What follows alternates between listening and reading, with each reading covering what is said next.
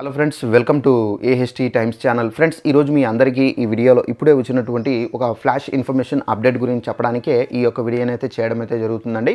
So ఆ flash information update ఏంటంటే, మన యొక్క తెలంగాణ రాష్ట్ర వ్యాప్తంగా మనకు మే 1వ తేదీ నుండి గ్యాస్ సిలిండర్లు ఎవరైతే కలిగి ఉన్నారో వీరందరూ తప్పనిసరిగా ఈ ఒకటి అనేది చేసుకోవాల్సి అయితే ఉంటుందండి. ఒకవేళ మీరు ఈ ఒకటి చేసుకోకపోతే ప్రభుత్వం వేసేటటువంటి గ్యాస్ సబ్సిడీ డబ్బులు అనేవి మీకు పడవు అని చెప్పేసి చెబుతున్నారు. అలాగే మీ యొక్క బ్యాంక్ అకౌంట్లో కూడా తప్పనిసరిగా ఈ 4 అనేది చేసుకోవాల్సి అయితే ఉంటుందండి. సో మీరు చేసుకోవాల్సినటువంటి ఆ 4 ఏంటి పూర్తి వివరాలు మీకు ఎక్స్ప్లెయిన్ అయితే చేస్తాను. ఈ వీడియో నచ్చినట్లయితే లైక్ చేసుకొని, ఛానల్ ఎవరైనా సబ్స్క్రైబ్ చేసుకోకపోతే వెంటనే ఛానల్ కూడా సబ్స్క్రైబ్ చేసుకొని ఫాలో అవుతుండండి. ఇక వివరాలని తెలియజేస్తాను. మన యొక్క తెలంగాణ రాష్ట్ర వ్యాప్తంగా గ్యాస్ సిలిండర్ వినియోగదారులు ఎవరైతే ఉన్నారో వీరందరికీ సంబంధించి మహాలక్ష్మి అనే పథకం ద్వారా ఏంటంటే మనకు తెలంగాణ ప్రభుత్వం 500 రూపాయలకే గ్యాస్ సిలిండర్ అనే ఒక నూతన పథకాన్ని తీసుకొని వచ్చారు. సో దీన్ని ఇంప్లిమెంట్ కూడా అయితే చేశారండి.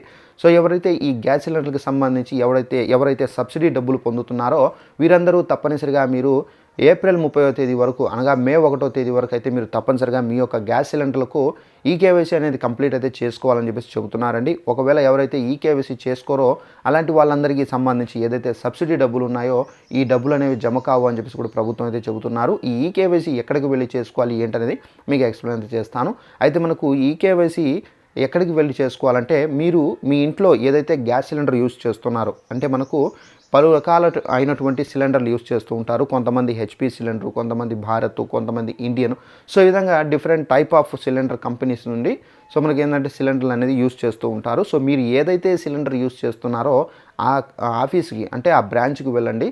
సో అక్కడికి వెళ్తే కనుక, సో ఆ ఏజెన్సీస్కి వెళ్తే కనుక మనకేంటంటే అక్కడ ఈకేవైసీ అనేది చేసి ఇవ్వడం అయితే జరుగుతుందండి. ఈ ఈకేవైసీ చేసి ఇవ్వడానికి తప్పనిసరిగా మీ యొక్క గ్యాస్ బుక్ అనేది కంపల్సరీగా అయితే అవసరం అయితే ఉంటుంది. అక్కడ వాళ్ళు అప్లికేషన్ అయితే ఇస్తారు.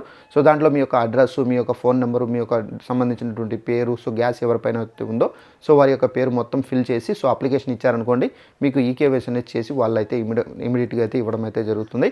సో ఈ విధంగా ఏంటంటే మనకు ఈ ఈకేవైసీ అనేది తప్పనిసరిగా చేసుకుంటేనే వారికి సబ్సిడీ డబ్బులు అనేది పడతాయి. అలాగే మీ యొక్క బ్యాంక్ అకౌంట్లో, అంటే సబ్సిడీ డబ్బులు పడడానికి మీరు ఏదైతే బ్యాంక్ అకౌంట్ ఇచ్చారో సో ఆ బ్యాంక్ అకౌంట్లకి చాలామంది ఏంటంటే ఎన్పిసిఐతో లింకప్ చేయలేదు, అలాగే మనకి ఏంటంటే ఆధార్తో లింకప్ చేయలేదు, అలాగే మీ యొక్క మొబైల్ నెంబర్ లింకప్ చేయలేదు. కొంతమంది ఇన్యాక్టివేట్ అకౌంట్లు కూడా అయితే ఇచ్చారని చెప్పి ప్రభుత్వం అయితే వెల్లడిస్తున్నారు.